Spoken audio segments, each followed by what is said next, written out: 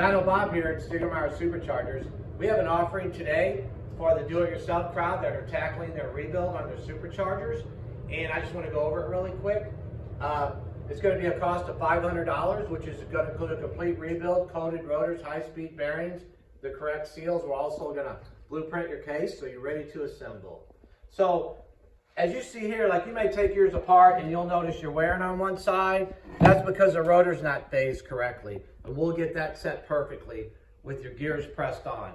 And, then you see these rotors, which are destroyed, but we can also restore those. If you have an important restoration, we will restore these. It's possible to do.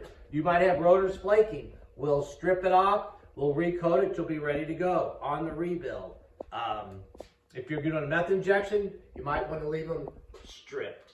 So the PTF seal is important. They're directional.